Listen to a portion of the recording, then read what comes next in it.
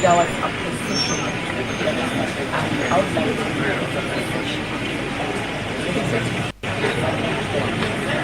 Because the police statement contains a number of one was it Thanksgiving ceremony. Second, there was no procession because I was there. Actually, they started lobbying here. That's the time that this person told. Even before he reached the police had held a barricade and was stopped him from joining. And I wonder, because the was only the one hit, so I wonder where they wanted to go back. And of course, we were enthusiastic people, like it happens everywhere. Who were wealthy, because it's a next to other people. And so after the standoff, putting tear gas back and forth, those standoff and he had come out to actually engage asking him why, and of course this projectile was purely targeted at him because why would you throw a projectile at a person who is alone? It was not in the crowd. So clearly the statement has, and Stephen says that it's stumbled. I don't know about that statement, that if they had seen the index state, including this, which I'm sure they will show the world, clearly they show tear gas remnants of tear gas cancer all over the world. So it's not true that it's stumbled, and clearly it's the same police, the high-handedness when it comes to this person of public management, especially the condition.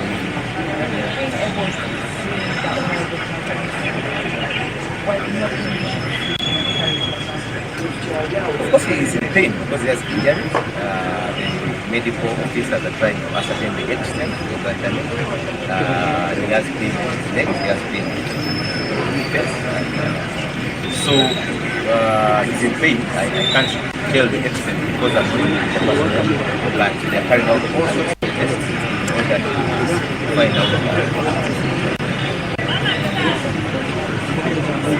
Canary, this is what is happening right now at St. Francis Xavier Hospital. More of this will be in our subsequent bulletins tomorrow, but as of now, I get back to the other bulletins.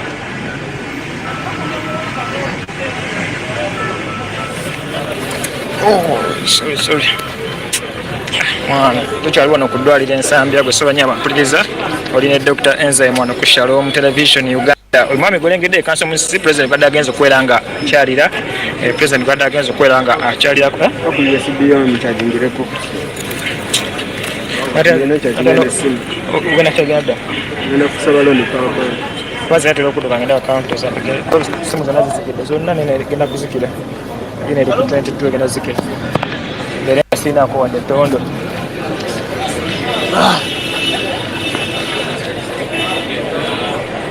Tienes que musajja ayagala live ono konsoloti tanyamanu ya Shalom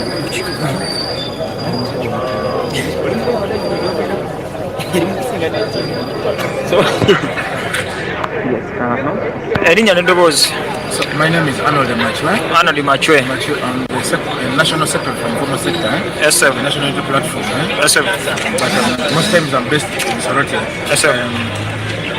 Well, after just hearing the news on TV and on social media from calls, we had to take off driven just within 3.5 hours from West Kampala. Where are you from? Soroti. From Soroti? Soroti. Left from Soroti to Kampala? We left from Soroti. After the phone call, we started the journey. We driven for 3.5 hours. We reached in Sami Hospital. Wow. Seen the president. At what time? Around 5 coming to 6 o'clock. So we take off immediately and start the journey. In Sami Hospital now, our president is inside the ward. The doctors are attending to him. Ascertain the level of pain is going through, and we're waiting for the information and the results. And we're not leaving this place until we know how the president is. Wow, this is so wonderful. So, did you see the patient? We have not seen the patient.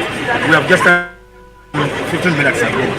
In the theater with the doctors, they're trying to work on him. So I just I can walk and just back. Oh, you've been driving yourself, eh? I've been driving myself.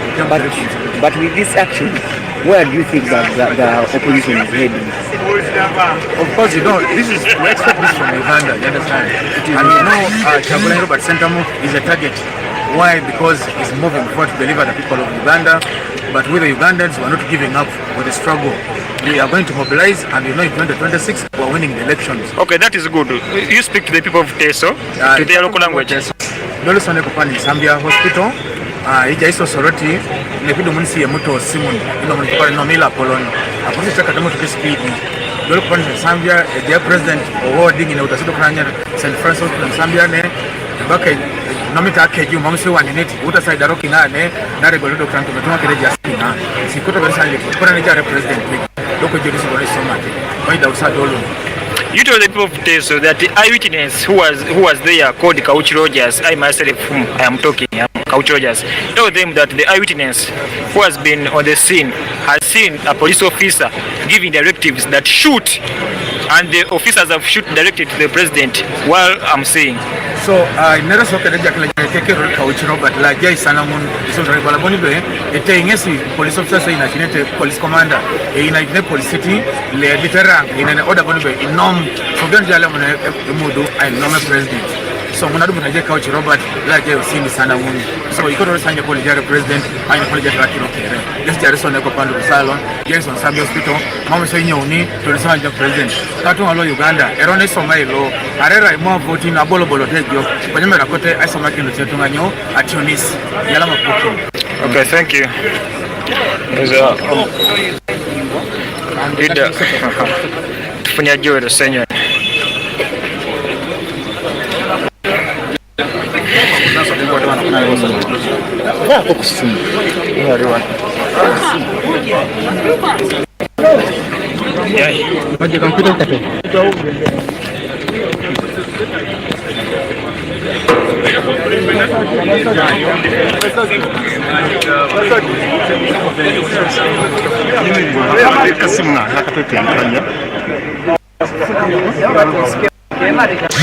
Vaya tsembeleke mabega.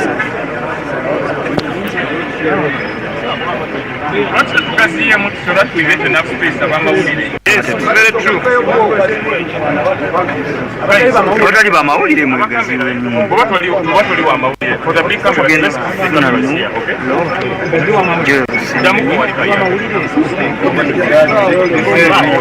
Totally wa mawulire kwayo.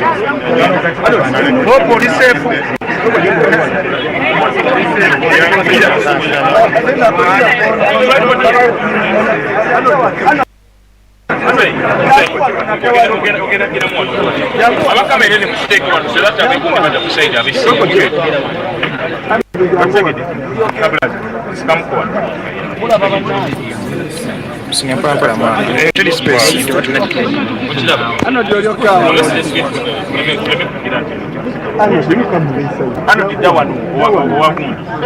Get this camera here.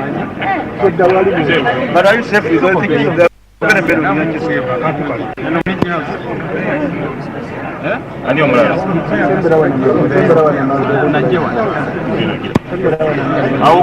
Bagenda kusikiriza gwa kamera endala yaabwe. Okay. Are we set? No. Are we set? Yeah. Yes, we are set, boss.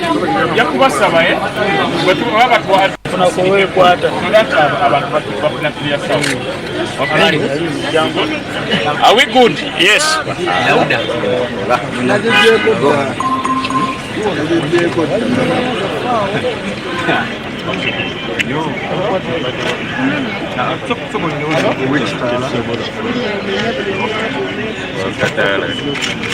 We good? Yes.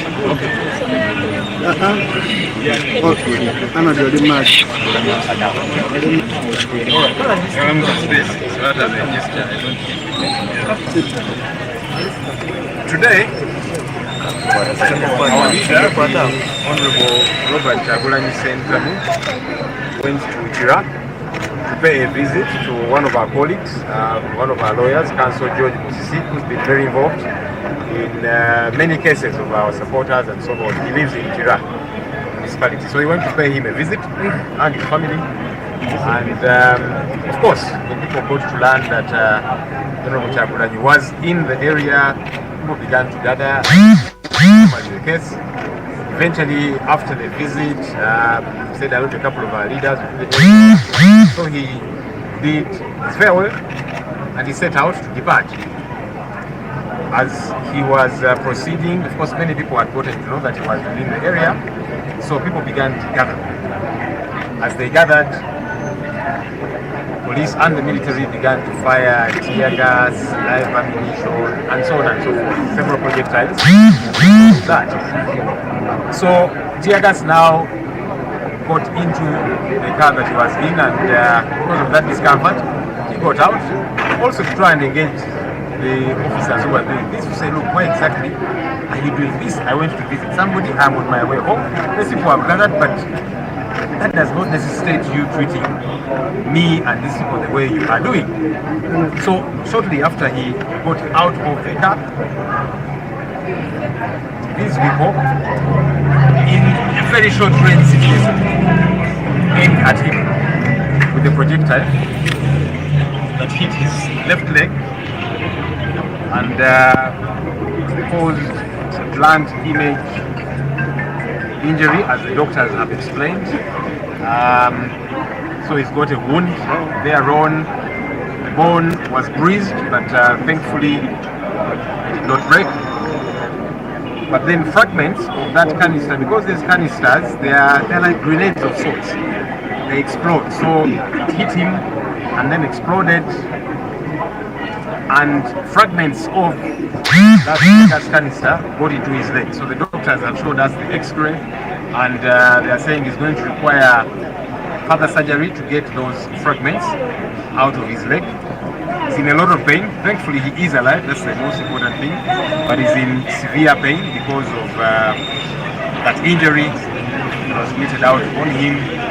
Unnecessary. Sometimes we keep wondering why some of the men and women in uniform get excited and do things anyhow.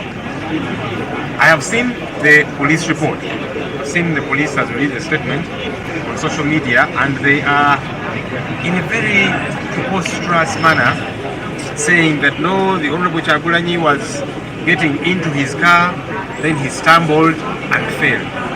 Can you imagine? Surely, even when you want to conclude something, you can be smarter than that. So to say that no, this man was getting into his car, he stumbled and fell. That's how he got the injury that he got. How about the fragments that are in his leg?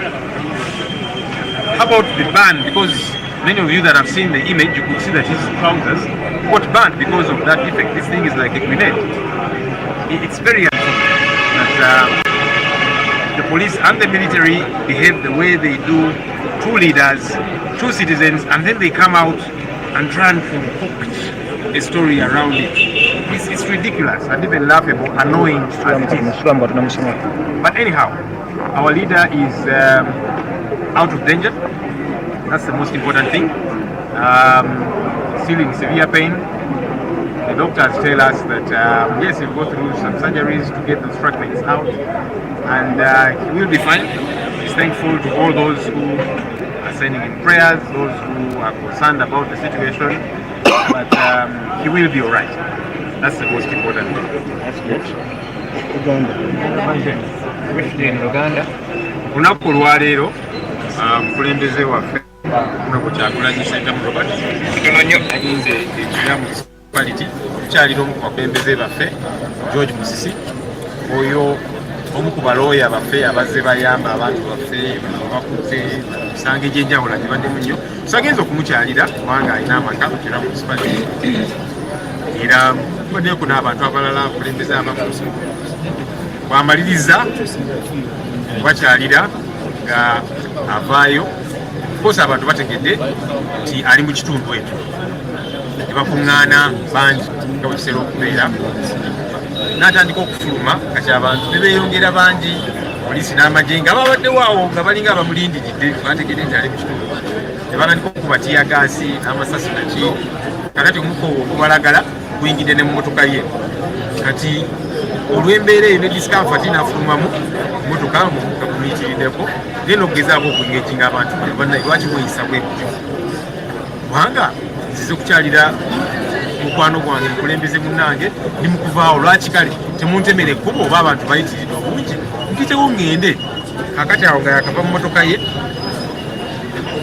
short range awo ne bamukuba kitiyagasi kanisita nga kigenderere nga bumulayo ebifaananyi kiyinziza ebifaananyi kigyokya kimuteekako ekiwundu ekinene. Abasawo batugambye nti ekkumba ekyomukisa omulungi terimenyese naye nga likoseddwa. Ayina ebipapajjo bya tiyagasi kanisita eno ebimuli mu mubiri kubanga abasawo batulaze x-ray era ne batugamba nti agenda kwetaaga surgery okugyamu ebipapajjo bino ebimuyingiddemu. Bayinza bijjamu kati bamukozeko first aid n'ebirala ne bamuwa painkillers ebiri strong kuba ali mu bulumi obw'amaanyi okumwebasa, naye batugambye nti ajja kwetaaga surgery ennaku eziddako awo okugyamu ebipapajjo bino ebimuyingiddemu. Kyannaku nti poliisi n'amagye geeyisa bwe gati ebiseera ebisinga omukulembeze babanga abaagala okumuggya mu bulamu bw'ensi wakati bw'ojja kulozi lwenyi n'ogala nti kakati kamukoleko obulabe tuzze tubiraba byazaasimattuka ky'omukisa omulungi Katonda akukuuma naye tuvumirira enneeyisa eno. Ndabye statement ya poliisi kubanga bafulumiza statement ku social media ne bagamba nti abadde ayingira emmotoka ye n'aserenganaagwa kwe kufuna okuvuna. Negamba naye kale ne bw'oba oyagala kulimbamuku ng'oyagala kuluddiisa abantu teekamuku ku bwongo, teekamuku ku saayansi. Naye n'ogaa nti abadde ayingira emmotoka ye n'aserera n'agwa wansi. Bangi ebifaananyi mubirabye ng'empale ye eyokeddwa kubanga butiyagasi buno bulinga bubbomuka bwatugira ddala. Kaakati bw'oba ogamba nti aseeredde n'agwa ate ebipapajjo bya tiyagasi kanisita ebimuli mu kigere ebirire ku x-ray byo bigudde wabigudde mu bugwi kyannaku binyiiza naye nga bwebirowoozaako oyinza n'okubwatuka n'osikano ng'abantu bano n'okutegeerera ddala tebakyategeera nti bw'oba oyagala kale okulimba obuzaabuzaamukko kale mu ngeri ya kinnasaayansi naye bebo bwe batyo obaoliawo enanga bonna bwazaabatendeka ne beyalekayo. Naye twebaza Katonda nti omukulembeze waffe mulamu ekisinga obulungi era abasawo batugambye nti takyali mu bulabe, ali out of danger. Abeebaza mwenna abamusabira twongere okumusabira ayite mu mbeera eno yonna. Ali mu bulumi era nga walindira ne sajjala eyo okugyamu ebipapajjo bya tiyagasi kanisita ebimuyingiddemu naye byonna ajja biyitamu era birina okukakafu nti Katonda amutaddeko omukono gwe ajja bimukisaamu byonna byonna.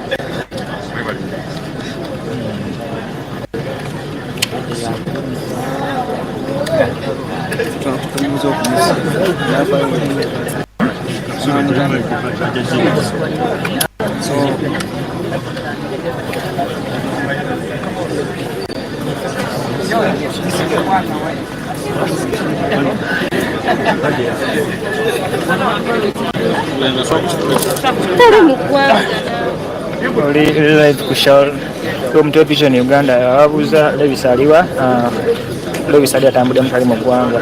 Council David Lewis Wangoya General Secretary wadde yatambuddemu katali mu ggwanga, so ensonga lwaki mulaba ayita natuuka wano naye ng'ensonga zo sofa bwe zikyatambula wano ku ddwaliro ano Mulago Hospital. Ensonga sofa bwe zityo bwe zikyatambula wano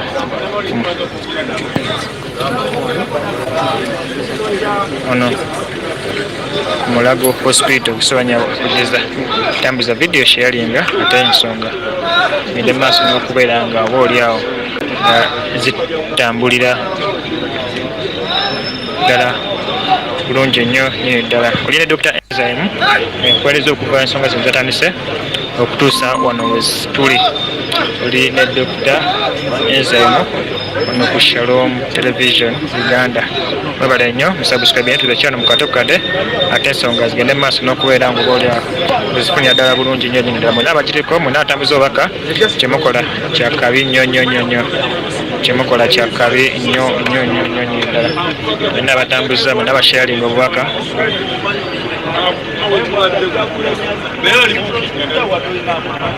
mwebale nnyo.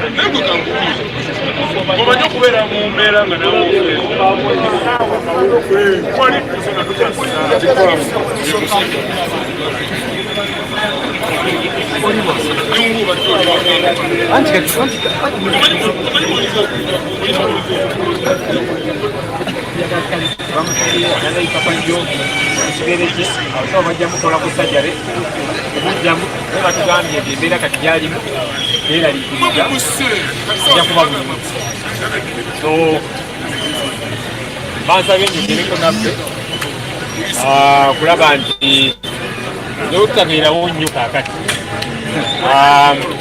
ennaku eziddako okulembeze ajja kuba nga asobola okukyalibwa, ajja kuba nga akulembeze bamwe mu ntiimu ez'enjawulo bajja kuba nga babawo updates kubanga nkakasa munda buli omu ayagala kukola ku mukulembeze naye mu kaseera kano tewali asobola kumulaba kubanga embeera gy'alimu abasawo bali mumukolako so leero kijja kusoboka naye nze mbeebaza nti muze omuntu omulala ogamba kakati lwaki bebeeriye wano naki ono omukulembeze wammwe mumwagala nnyo era gemulaze so ye update eyo temubeera beeraliikirivu abasawo batugambye katali out of danger gakyali mu mbeera eyeraliikiriza bagenda mukolako era ajja kuba bulungi kakasa bingi bemulaba ekumutimbagano polisi n'amagye bagamba nti aseereze nga emotoka ye naabula ekigo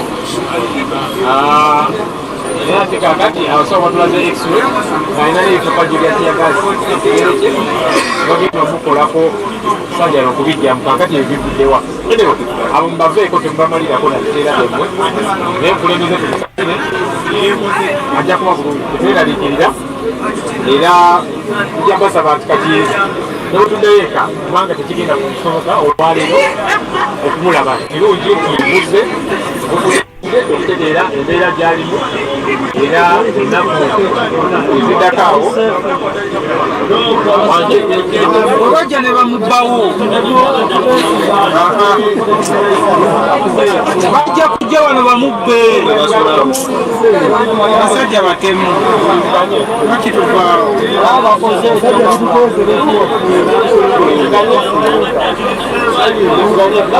musulewo tekyetagisa nnyo byale ogamba nti mubeereyo ddala wano wati twagala abalwadde abalala naba ate balemesebwe kubanga n'abalwadde abalala nabo batwagala batuwagira so kati twagala ate banyiige abalwadde n'ababaliko abatwagala ennyo okunyiga nti ate tebafunye saabisi olw'obungi bwaffe